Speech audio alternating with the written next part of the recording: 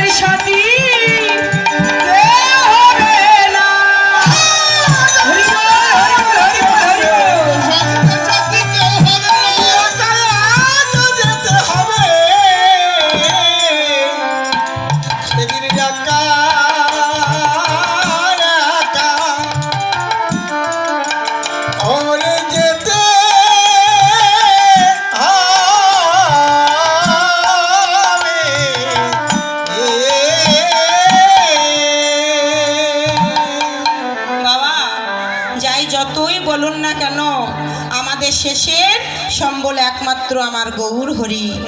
যাই যতই বলুন না কেন, যতদিন আমরা মায়ার সংসারে বাস করব ততদিন আমরা ধন জন বিষয় আদি নিয়ে এই মায়ার সংসারে পড়ে থাকবো। বাবা, একদিনও আমরা কি কেউ গোবিন্দের কথা ভেবে দেখেছি?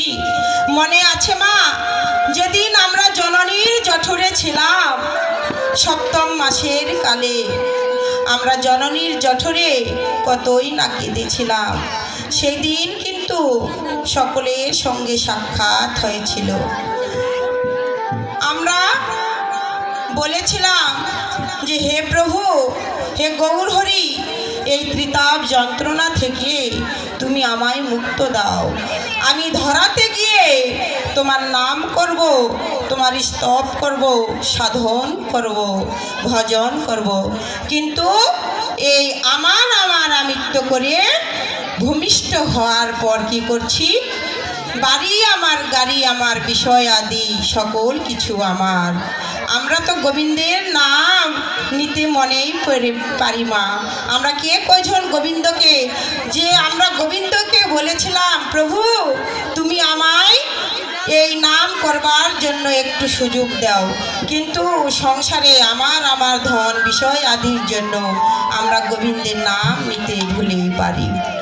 বাবা, এই নাম অভিন্ন, নাম ভিন্ন আর কিছু নেই। এই কলি জীবে ভাগ্যাকাশে দেখবেন এই নামের কৃপায় একটি বাঘ পর্যন্ত বাবা উদ্ধার হয়েছিল। শুধু বাঘ কেন, একটি কুকুরের মুখেও কিন্তু হরিনাম সংকীর্তন হয়। নদিয়া জেলায় শ্যাম শিবা নামে একজন ভক্ত ছিলেন। সেই শ্যাম শিবা নামে ভক্ত একটি কুকুর পুষেছিলেন বাবা। সে কুকুরটি মনের ভাব যেমন, ওই শ্যাম শিবা লোকটি মনের ভাবও তেমন। শ্যাম শিবা নামে মানুষটি ছিলেন অত্যন্ত, সে আমার গৌরাঙ্গ মহাপ্রভুর প্রিয় একজন ভক্ত। যখন আমার গৌরাঙ্গ মহাপ্রভু সন্ন্যাসে গেলেন, পুরী ধাম ছেড়ে সন্ন্যাসে চলে গেলেন, তো শ্যাম শিবানন্দ নামে ভক্ত মনে মনে ভাবছেন, হায় রে, অনেক দিন হয়ে গেল আমার প্রভুর সঙ্গ পাই না, যাব আমি সেই একটু ওই পুরী ধামে আমার ভক্তের সঙ্গ করবার জন্য। এই বলে শ্যাম শিবার সঙ্গে আরও অন্যান্য যারা ভক্ত ছিলেন তারাও বলছেন, আমরাও যাব তোমার সঙ্গে সেই প্রভুর দেখা করতে। শ্যাম শিবা নামে যেই কুকুরটি ছিল বাবা, সেই কুকুরটি যেন শ্যাম শিবানন্দের মুখের দিকে তাকিয়ে বলছে, বাবু আমিও তো যেতে চাই তোমার সঙ্গে সঙ্গ করতে। শ্যাম শিবা ওই কুকুরের মনের ভাবটি বুঝতে পেরে শ্যাম শিবা বলছে, কিরে তুইও কি যাবি আমাদের সঙ্গে? যাব তো বাবু, আমারও তো একটু ইচ্ছে হয় ভক্ত সঙ্গ করতে। তো অন্যান্য ব্রাহ্মণ যারা ছিলেন তারা বলছে, শোনো শ্যাম শিবানন্দ, যদি তোমার ওই কুকুরটিকে তুমি সঙ্গে নাও তাহলে আমরা তোমার সঙ্গে যাব না। শ্যাম শিবা বলছে, যাক না, দেখেছ একটি পশু হলে কি হবে, তার ভিতরে কত কৃষ্ণ প্রেম। অন্যান্য ভক্ত যারা ছিলেন তারা কেউ কিছু আর বললেন না। সে প্রভুকে দর্শন করতে যাবে, যাওয়ার পথে একটি খেওয়া ঘাটে নামলো। খেওয়া ঘাটের মাঝি বলছে, তোমরা কি ওপারে পার হবে? শ্যাম শিবা বলছে, হ্যাঁ আমরা একটু ওই পারে যাব। অন্যান্য যারা ভক্ত ছিলেন তারা বলছে, শোনো শ্যাম শিবানন্দ, তোমার কুকুরের সঙ্গে তুমি পার হবে, আমরা তো বৈষ্ণব, তাই আমরা তোমার কুকুরের সঙ্গে পার হতে পারবো না। তাই শ্যাম শিবানন্দ তার কুকুরটিকে নিয়ে নৌকা পার হচ্ছে। আর নৌকার মাঝি বলছে, শোনো শ্যাম শিবানন্দ, এই খেয়া ঘাটের মাঝি, আমি আমার যত ভক্তকে আমি তোমাকে এক খাওয়ার পারি করি তোমাকে দিতে হবে। সেই বলে আমার শ্যাম শিবানন্দ কুকুরটিকে ওপারে নিয়ে চলছে। ওপারে নিয়ে গিয়ে আমার নৌকাটা ভালো করে ধুয়ে দিতে হবে, তাই হবে।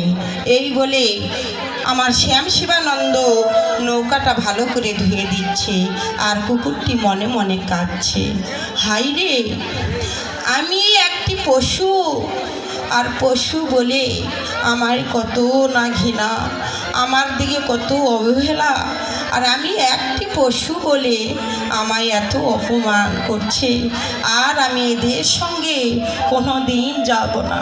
আর আমার জন্য আমার মালিককে কতই না কথা শুনতে হচ্ছে। এই বলে কুকুরটি মনে মনে ভাবছে, আমি আর এদের সঙ্গে যাব না, আমার দু চোখ যে দিকে যায় আমি সেই দিক চলে যাব।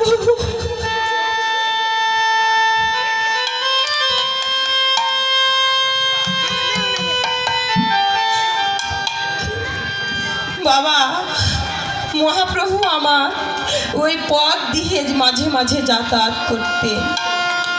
সেই মহাপ্রভুর অঙ্গের গন্ধ আমার কুকুরের নাসিকায় লেগেছিল, আর সেই কুকুরে আমার প্রভুর অঙ্গের গন্ধ শুনতে শুনতে একেবারে চলে গেছে পুরী ধামে। আর যারা অন্যান্য ব্রাহ্মণ ছিলেন নৌকা পার হয়ে শ্যাম শিবানন্দকে বলছে, তোমার সঙ্গে যে একজন ছিল সে কোথায়, না জানি কোথাও ভালো মন্দ খাবারের গন্ধ পেয়েছে, সেই খাবারের গন্ধ শুকতে শুকতে হয়তো অন্যদিকে কোথাও চলে গেছে। বাবা আমার কুকুরের নাক শক্তি এত যে সেই গৌরহরির অঙ্গের গন্ধ শুকতে শুকতে একেবারে চলে গেছে পুরী ধামে। এদিকে পুরী ধামে উপস্থিত হয়েই আমার মন্দিরে দেখছেন মহাপ্রভু বসে আছেন। সে মহাপ্রভুকে দর্শন করেই ষষ্ঠাঙ্গ রূপে তাকে প্রণাম করছেন। জয় নিতাই গৌর, হরিবল হরিবল।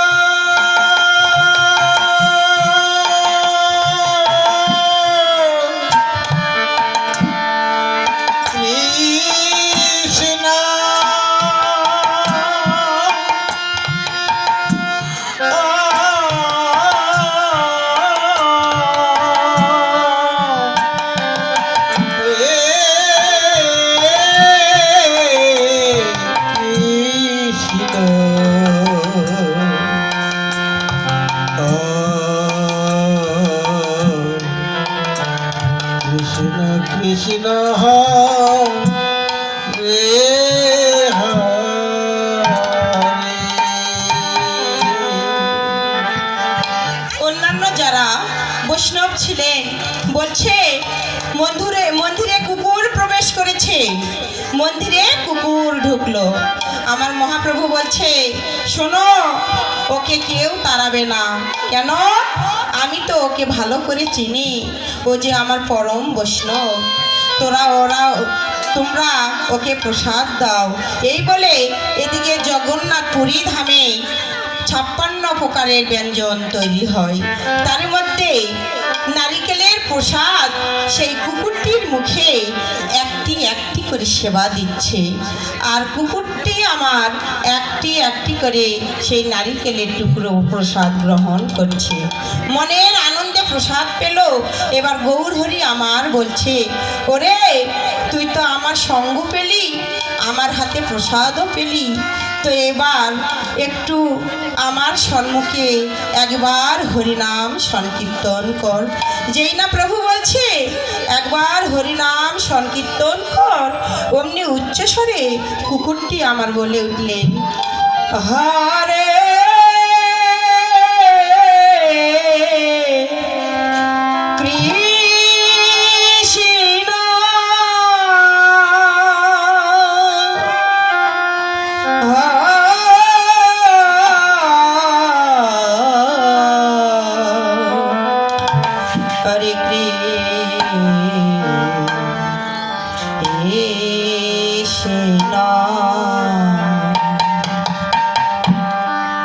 কৃষ্ণ কৃষ্ণ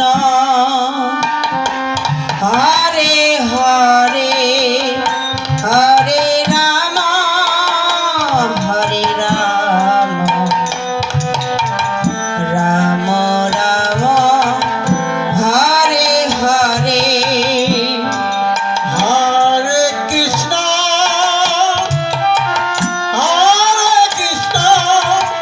কৃষ্ণ কৃষ্ণ হরে হরে, হরে রাম হরে রাম, রাম রাম হরে হরে। হরে কৃষ্ণ হরে কৃষ্ণ, কৃষ্ণ কৃষ্ণ হরে হরে, হরে রাম হরে রাম, রাম রাম হরে হরে। কুকুরটি আমার 16 নাম 32 অক্ষর যেই না উচ্চস্বরে বললেন, অমনি আর আমার কুকুরটি বলছে, প্রভু, তোমার সঙ্গ তো পেলাম, তোমার হাতে প্রসাদও পেলাম, আর আমার এই জগতে থাকবার আর ইচ্ছে নেই। প্রভু, হে দয়াময়, তোমার যখন আমি একবার দেখা পেয়েছি, আর এই জগতে আমি থাকতে চাই না। কেননা তোমার দর্শন পেয়ে আমার যে কি আনন্দ, তাই আমি তোমার দর্শন পেয়ে আমি আর থাকতে চাই না। হে দয়াময়, আর যেমন তুমি আমায় বাক শক্তি ফিরিয়ে দিলে, আমার মনের আশা তোমার হরিনাম সংকীর্তনী নিয়ে আমি যেন আমার শেষ নিঃশ্বাস ত্যাগ করিতে পারি। তাই হে দয়াময়, আমি যাবার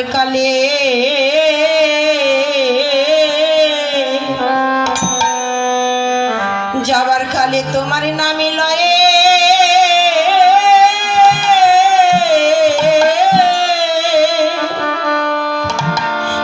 যেন যেতে পারি।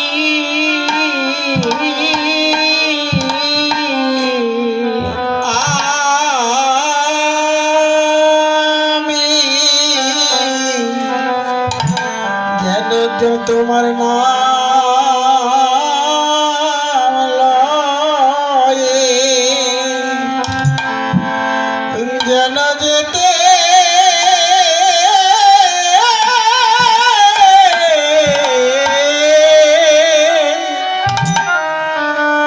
যেতে পারি রে।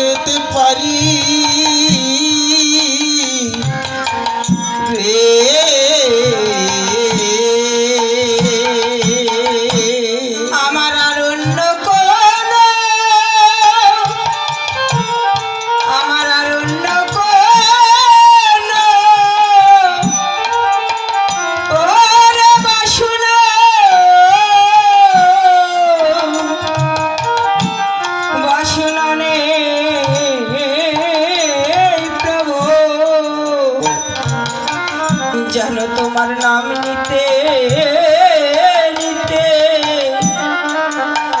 আমার আপন ঘরে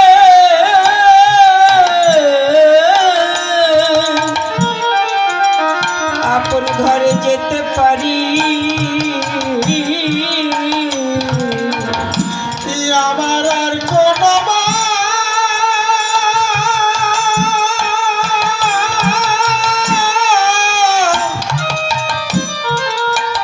ওরে বাসনা বাসনা নাই রে, তোমার নাম লয়ে যেন যেতে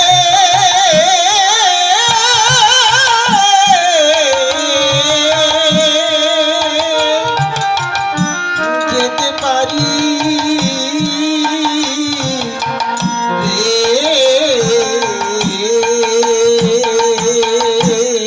এইভাবে থাকি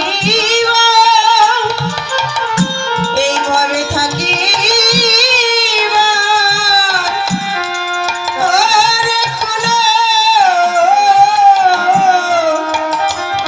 কোনো